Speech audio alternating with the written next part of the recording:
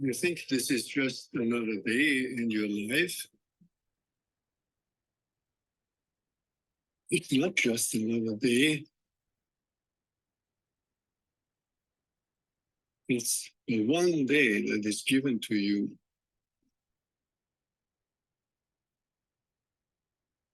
Today.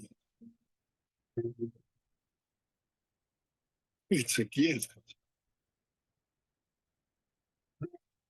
It's the only gift that you have right now. And the only appropriate response is gratefulness.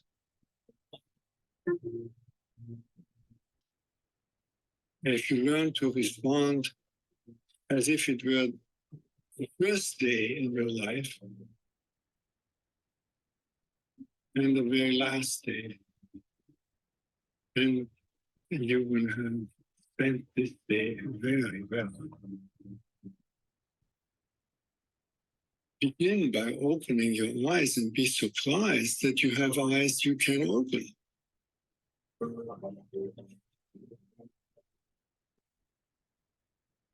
That incredible array of colors that is constantly offered to us. Pure enjoyment.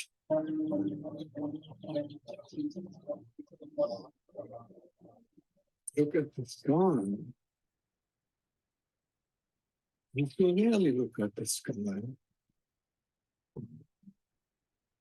if you really look how different it is from moment to moment, the clouds coming and going. Open your eyes, look at them. Look at the faces of people who you meet.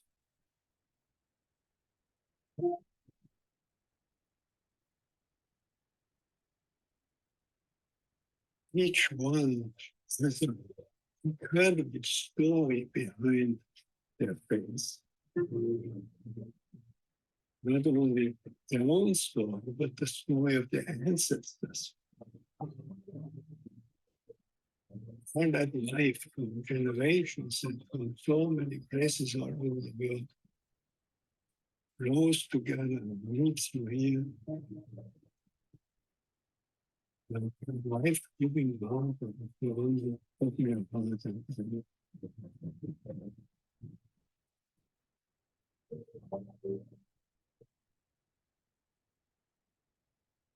open your heart to the incredible gifts that civilization gives to us.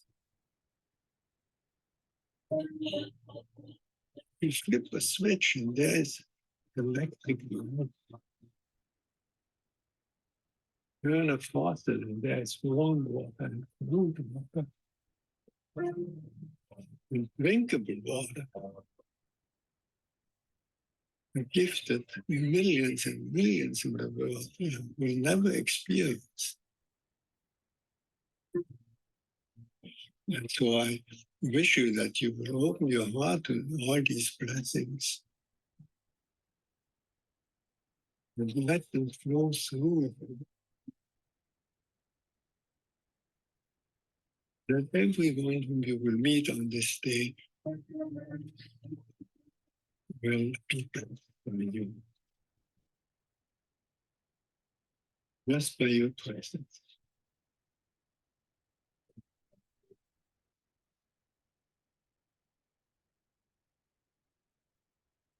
Let the gratefulness overflow into blessing all around you.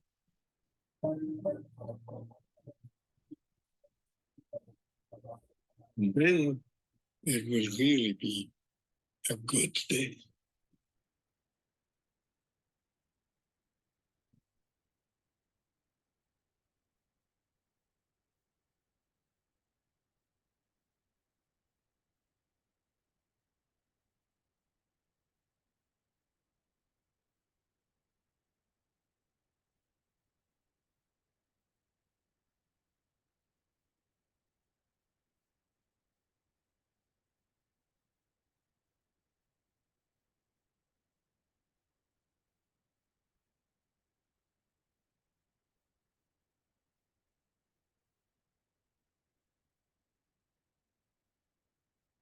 jewels of wisdom.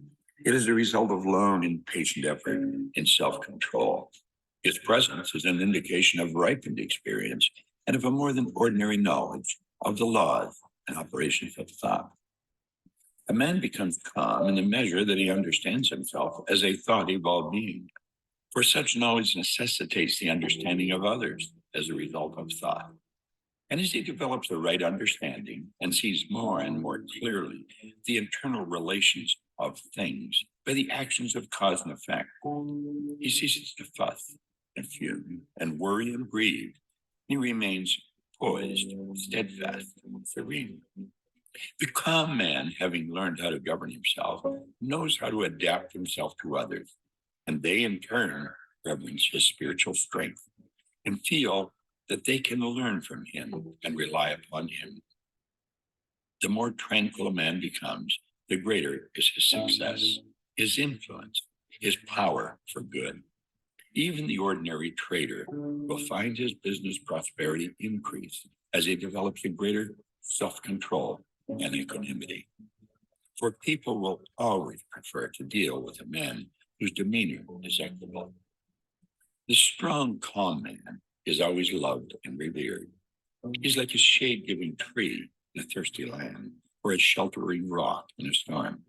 Who does not love a tranquil heart, a sweet-tempered, balanced life? It does not matter whether it rains or shines, or what changes come to those possessing these blessings, for they are always sweet, serene, and calm. The exquisite poise of character, which we call serenity, is the last lesson of culture.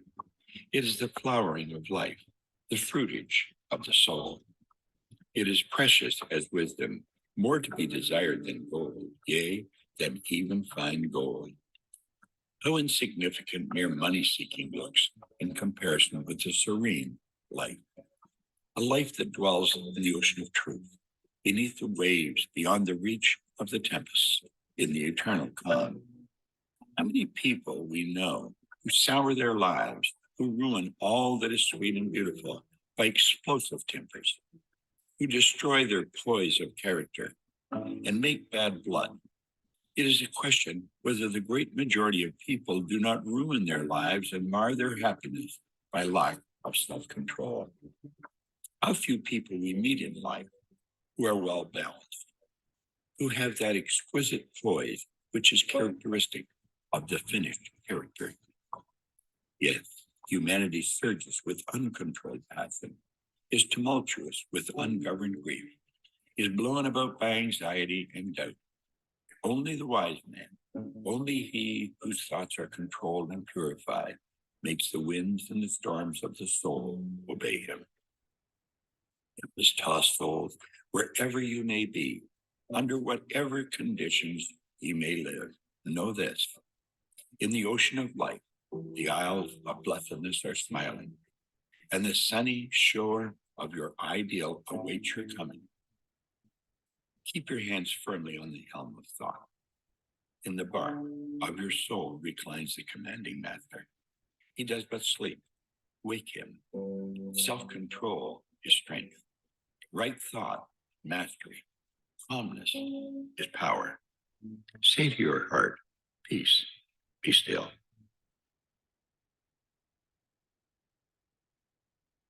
I hope you enjoy. Serenity by James Allen.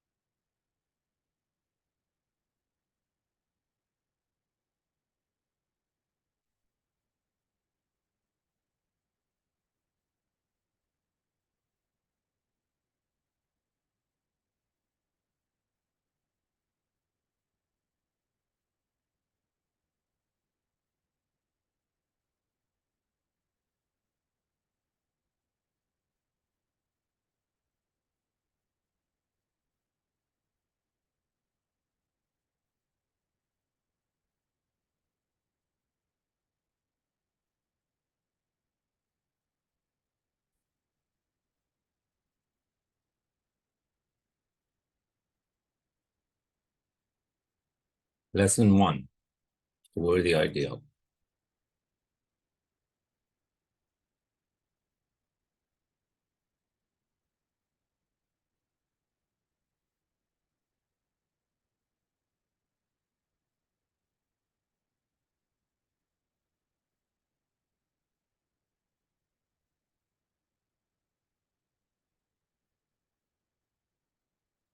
In this lesson, you will learn about big goals, goals that truly inspire you.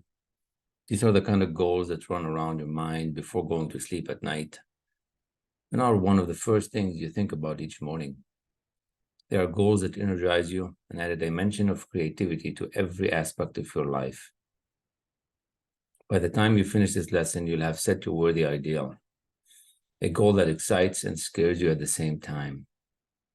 It's a rousing and thought-provoking lesson that lays the foundation for the rest of thinking into results. Here we go.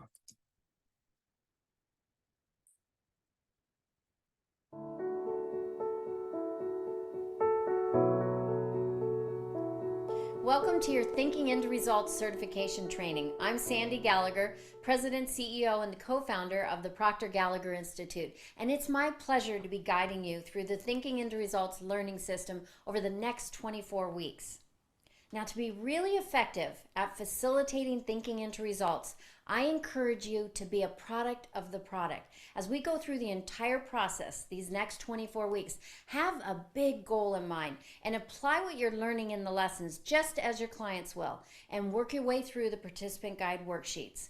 Doing that will allow you to see the incredible power locked up in the Thinking into Results program, and it will give you a great deal of confidence as you go out and start facilitating your clients through this process.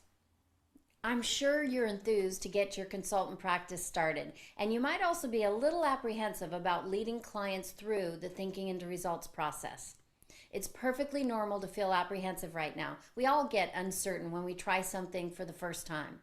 But let me put your mind at ease. Because first off, you're never going to be alone when you're facilitating a lesson.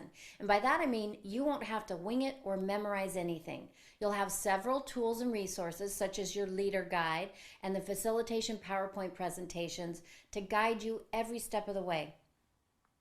And remember, you'll simply be guiding people through a powerful but easy to understand process that you've already been through and benefited from yourself. And let me assure you, if you study this material and become a product of the product, you'll have absolutely no reason to be concerned. You see, thinking into results isn't about what you are or are not doing. It's about who you are, what you want, and what you're capable of doing. And it'll help you stretch. And as Bob Proctor often says, bring more of yourself to the surface. The real beauty in this program is that the more you use it, the more of you will grow. No matter how much or how little you know, you'll be able to use this program to help you solve problems or break through blocks. I know that's true because I used the lessons in the program whenever I got stuck as I was creating the program. Reviewing the appropriate lesson helped me get out of my own way so I could continue to create the program. The program is based on the laws of the universe, sowing and reaping, action and reaction. And what you get out of this program and your consulting business will be proportionate to what you put into it. Just give yourself into the material and to the process, and you'll build a phenomenally successful business and transform every area of your life. So are you ready to get started? Now in lesson 1, we'll be talking about setting and achieving worthy goals. And by now, you should have already come up with your own goals. And as we move through this lesson, make sure you've really examined your belief systems and that you truly believe you can achieve the goals and dreams you've created for yourself. And remember, you can't grow beyond the beliefs you hold. So we want to make sure that you really believe you can create the life that you truly want before you move any further in this process. And if you're having a hard time believing in yourself, then believe in my belief in you and believe in Bob Proctor's belief in you. And make sure you removed any guards that are limiting your forward progress. What you're going to realize is that taking the time to go through this self-examination process and the rest of the lesson will make you a tremendous asset as you help others through this eye-opening process. plus your leader guide, the resources on the training site, the facilitation PowerPoint presentations, all of them will provide everything you need to help countless others create the life of their dreams. So join me now for Lesson 1, A Worthy Ideal, Setting and Achieving Worthy Goals. First, watch the Thinking into Results Lesson 1 video and then go through the PowerPoint presentation that I created for you facilitating the lesson. When you go through the PowerPoint lesson, think of yourself as the client and at the same time, think of yourself as the leader facilitating the program. Let's get going.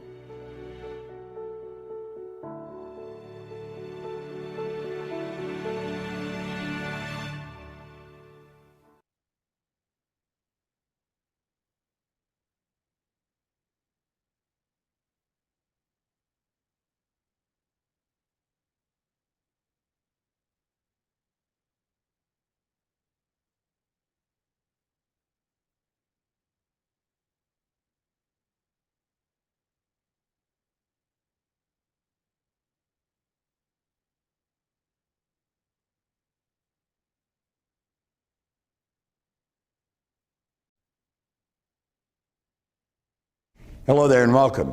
I want to congratulate you for taking part in this program, Thinking into Results.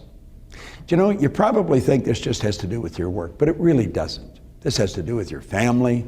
It has to do with your social life, your health. It has to do with your life. I began studying this material close to 50 years ago. My life has changed so dramatically. I live in a healthy body, I'm happy, I'm wealthy, I have friends all over the world, and I have business all over the world. And it's all because of this material. You have absolutely no idea where this is going to take you. And when we talk about results, let's understand this. It's what we think that ultimately manifests as results. And that may seem like a bit of an exaggeration or maybe even a fairy tale to you at this point. But as you start to study it, you're going to realize it's not an exaggeration and it's not a fairy tale. It's real. So take this program seriously. Your leaders are going to give you something that you're going to be grateful for the rest of your life. I am forever grateful every day to have this information because you see, I'm in charge of me. I'm in charge of my world, and you're going to take charge of your world. You'll no longer be a victim of circumstance or a victim of any kind, because you're going to take responsibility for your life and the results you get. We never have to blame, we never have to look at anybody else, and we're in control of how we think, how we feel, how we act, and therefore the results we get. You're going to start loving how you spend your days when you've got thinking into results in your pocket and in your mind. Enjoy it. Hello, I'm Sandy Gallagher, your partner on this journey, Thinking into Results. When I first met Bob Proctor, I was already a successful business attorney, and I thought my life couldn't get much better, but it did. My life has expanded dramatically. I've learned a lot from Bob since we first met. He got me to shift my thinking and see the relationship of my mind to my behavior and my results. Bob Proctor is widely considered one of the greatest teachers in the world on the topic of human potential and growth. He's worked with many of the top companies around the world, from banks to airlines to insurance companies to computer giants like IBM. Working with Bob generates phenomenal results. One of the most valuable concepts that Bob taught me is the importance of setting goals. Not just any goal, not a goal you know how to achieve. I'm talking about a goal, a dream, a vision, something you think, something you know, in fact, is beyond your experience today. Because the true purpose of a goal is to help you grow in your awareness of yourself and of your team. What are your dreams? What are your aspirations? What are your goals? Let's see how you can begin thinking in a new and powerful way and begin discovering your true purpose in life. Are you ready?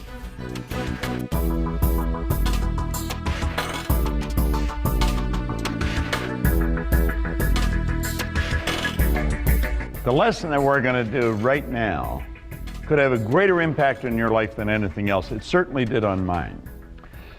You receive a little goal card.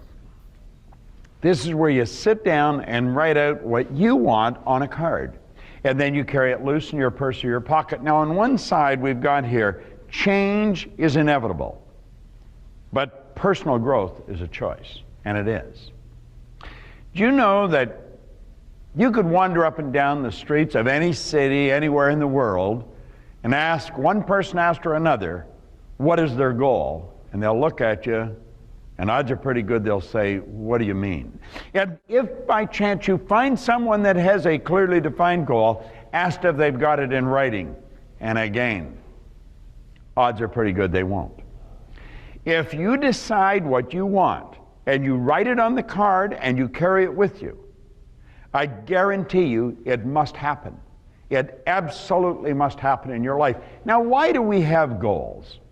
See, the average individual would say we have a goal to get more. You know, get a better house, get a bigger house, get a boat, get more money. No. That may be a result of the goal. You may, accumulate more in your life and nicer and better things. But the real purpose of a goal is to grow. It causes you to draw something out of yourself that you didn't even know was there. Now, when we set a goal, we're going after something we want. And if you know how to reach it, it's the wrong goal. Now, that probably sounds pretty silly. When you set a goal, you're going after something you want. And if you know how to reach it, it's probably the wrong goal. You're going sideways. I always mention that goals fall into three categories. I refer to it as A, B, and C.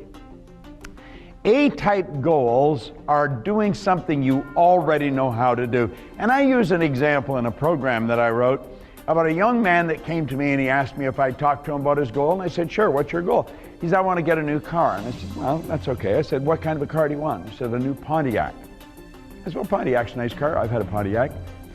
And I said, what are you driving now? And he said, a Pontiac. Really? I said, how long have you had it? And he said, 4 years. I said, how old's the Pontiac? He said, 4 years old. And I said, then what you're telling me is that you have had a new Pontiac that you bought 4 years ago. You bought it new. He said, that's right. And I said, that's not a good goal, because you've known for 4 years how to do that. There's going to be no growth attached to it. Now, that doesn't mean you shouldn't get a new Pontiac, but it would not constitute a goal. A goal is something that you're going to go after you've never done before. Now, when people move away from A-type goals, they generally go to B-type goals. And that's where they sit down and they gather all the information they've got, all the resources they've got, and they say, if all these things happen, then I could accomplish this. And they make a plan. They've got an absolutely beautiful plan. They've got the plan, and if all these things happen, then I can accomplish this. This is what they think they can do. You see, the A-type is what they know they can do. B is what they think they can do. Now, do you know that there's no inspiration in going after something like that? Absolutely none. And if you're going to really accomplish something, you're going to have to be inspired. You're going to have to pull on something that you haven't pulled on before. I mean, it's going to have to come from inside. See, people go after B-type goals, they get going, and they get bored, they're not inspired, and so they quit, they give up. Now, the C-type goal is wants. And what you want, I'm talking about what you really want. Most people say, I don't know what I want. I don't believe that. I think you do know what you want. I think you're rejecting it before you give it any serious thought.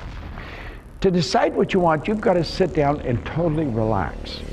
And then you have to let your imagination wander. When you're going after wants, you're dealing with fantasy. See, the one, you're going after what you know. The other one, you're going after what you think you can do. And the wants is fantasy. Now, we have been conditioned as kids that fantasy is just for little kids. You don't fantasize. You've got to know how things are going to happen. But you see, you and I are the only creature on the planet, so far as we know, that can fantasize. Ed Hillary fantasized that he would stand on top of the world and he climbed Mount Everest. The Wright brothers, a couple of ordinary bicycle mechanics, they fantasized they'd introduce us to a new kingdom, and they did. Now think of this for a moment. What do you fantasize? See, as a little kid you could fantasize, and your mother and dad let you do that because it got you out from under their feet. You'd sit down in front of the kitchen cupboards with pots and pans and God knows only what you did with it. But then you went to school. Bob, pay attention. You see, your mind's wandering. Will you quit looking out the window and listen to what I'm telling you? And you see, we'd get punished, and pretty soon we stopped fantasizing. We put our imagination away and we stopped using it. Do you know, Napoleon Hill said the imagination is the most marvelous, miraculous, inconceivably powerful force the world has ever known. Don't you find it strange that we have great, huge companies, big multinationals, with small creative departments? We have people wandering around and say, well, I'm not really creative. Writers are creative, musicians are, but I'm really not creative. Everyone is creative. Creativity comes from the root creator, which is within. Everybody's creative. It's a matter, are you expressing your creativity? Well, don't let people steal your dream. When you sit down and decide what you want, you won't know how you're going to get it. The fun is in finding out how you're going to do it. When I set a goal, if it doesn't sort of scare me, I know I'm on the wrong track. See, if you know how you do it, you're going to go sideways. You've got to build a fantasy. You take the fantasy and you move it from fantasy to a theory. You keep playing with it. And you go from fantasy to a theory, and you take and you build an image, and just follow the pyramid that we've got here for you. And you turn it into a theory. Now that is when we're giving our fantasy some serious consideration. We're starting to use our reasoning mind, and we're starting to give this some serious thought. Now, before we can turn the theory into a goal, we have to ask ourselves a couple of things. Am I able to do this? Am I able? Well, if we believe everything we've been taught by both science and theology, the only two sources of reference we have to go to, we have deep reservoirs of talent. We have infinite potential. Absolutely, I'm able. I don't know how, but I'm able. The second question we have to ask, am I willing? Am I willing to pay the price? Am I willing to do what I have to do to get to where I'm going? See, Ed Hillary had to go to Nepal in 1951, in 1952, and 1953. No one had ever been to the top of Mount Everest. Everyone in the world told him it couldn't be done. Anybody that tried died. But he kept going back. He was willing to do whatever was required, and he got to the top of that mountain. Have you any idea how those two young bicycle mechanics, the Wright brothers, were ridiculed? Told to quit wasting time?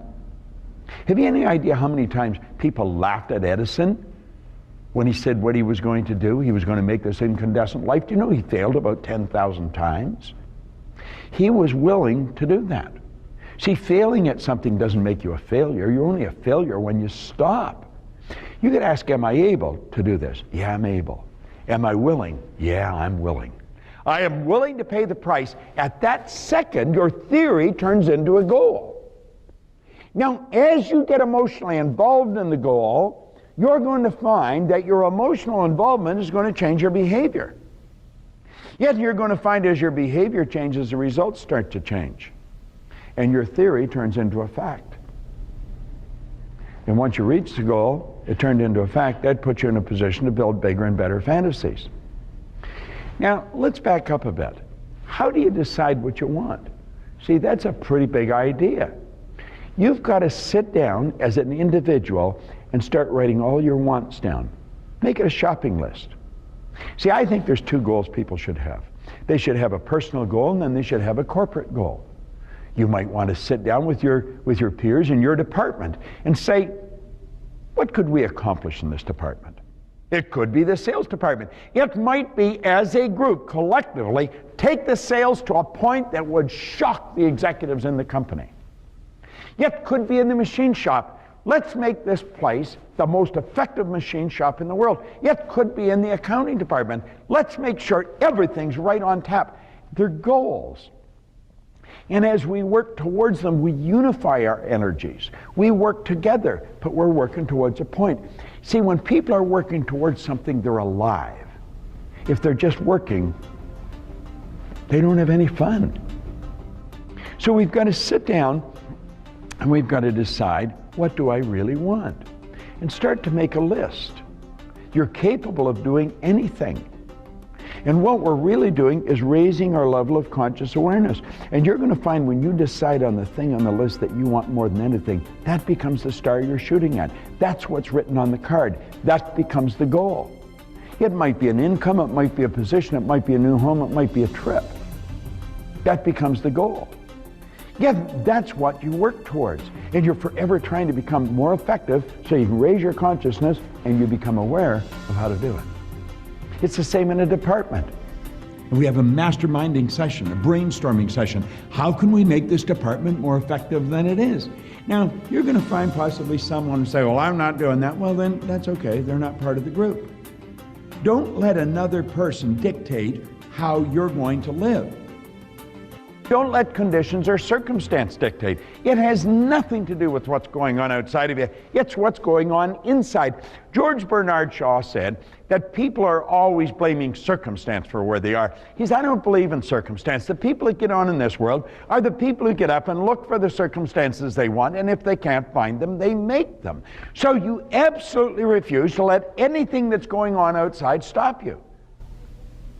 Do you know, there's a cute story about the Maharishi and yoga when he was taking his transcendental meditation to the world, or planning to. Someone asked him, well, where's all the money going to come from? He said, wherever it is right now. See, nothing's created or destroyed. If nothing's created or destroyed, everything's already here, if not in one state or another. The way to fly airplanes has always been here. Internet, it's always been here. We just weren't aware of how to do it. And as we raise our conscious awareness, we've got it. Nothing is created or destroyed. All science and all theology have taught us that for years. Now, when we really start to understand that, we live in an ocean of motion. We're living in a constant evolution of change. But remember when I said personal growth is a choice. You've got to have a goal. You've got to wake up in the morning and get excited. I'm working towards my goal. That's what I'm doing right now, is I'm creating this program with you. I'm working towards a goal. I have a business partner, Sandy Gallagher. She wants to build this worldwide, the corporate division, and so that's what we're doing. That's what we're working towards. That's why we're spending time here right now, building this program. So help you. See, the only way to reach the goal is to provide greater service. And as you provide greater service, you're going to grow. You're going to move ahead. Things inside of you are going to start to happen. An individual that doesn't have a goal is lost. They don't know where they're going. Can you imagine going on a trip and you don't know where you're going? Somebody say, well, where are you going to go? I don't know, west. Where? I mean, you could be going around the world and just going around the world and around the world. Well, where are you going? I'm going west. Well, when you get there, you still can go west. Imagine driving out of your driveway. You've got no destination. Which way would you turn? You see, we're goal-seeking organisms, every one of us. Have you ever watched a little baby? The baby's goal is to walk. It falls, it bangs its head, it cries, it bleeds, but it doesn't stay down. It gets up and it gets going. And pretty soon, it's, look, Mom, I'm walking. Then they get on a bike. And the trick is to balance it, learn how to ride. Pretty soon it's, look, Mom, no hands. But you know what your goal is? Your goal, your real purpose in life is to grow. You want to sit down and ask yourself, what do you really love to do? That's what you're going to get good at. That's what your purpose is going to be all about. That's what your goal is all about. Move toward what you want. Have a personal goal, have a corporate goal. Now, your personal goal and your corporate goal in your department should be consistent with the corporate goal that the executive team set. So you want to make sure, as you go towards the big one, that all your little ones will fall into place. And I guarantee you, you'll set something on fire inside of you that there's nothing like it. Goal achievers are productive individuals. They're happy, they're productive, they're prosperous. They're the ones that make the world change. Don't listen to people that tell you why something can't be done. Don't listen to people that tell you the economy is controlling them. You control the economy. You're God's highest form of creation. Steve Bowe, who was a vice president with the Metropolitan Life Insurance Company, said one time something that I have never forgot. He said, God's gift to us is more talent and ability than we'll ever hope to use in our lifetime. Our gift to God is to develop as much of that talent and ability as we can in this lifetime. I like that. You might want to take and memorize that. It's done me a lot of good. Now I've shared it with you. Set your goal, get it on your card, bury it in your mind. Tell yourself, I'm able and I'm willing, and then go and do it. This is Bob Proctor. Thank you. I'd like to congratulate you on taking this first step towards thinking into results. Now that you know a lot more about setting goals, the right kind of goals, what do you do next? You take action, because that's where the learning really begins. Without action, goals are just fantasies. So sit down with your coworkers, take some time and ask them, if we had all the resources we needed and there were no limitations or restrictions, what would we want to accomplish together as a department? It's really a great opportunity to collaborate and be creative, because everyone wins by coming together for a common goal, and everyone soars when those common goals are big, worthy goals. So good luck, and I'll see you at the next lesson.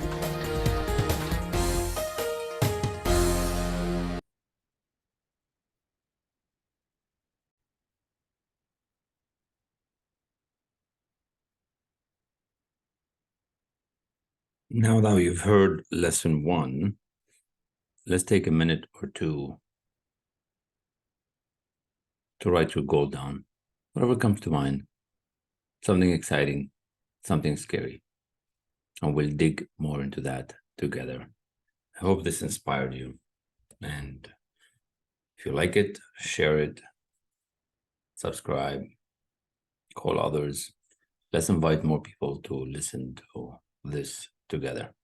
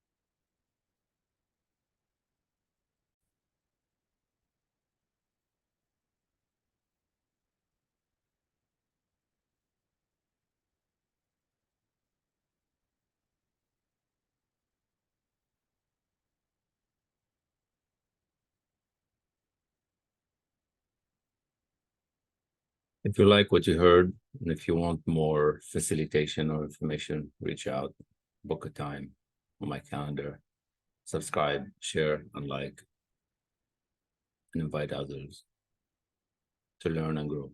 Blessings to all of you.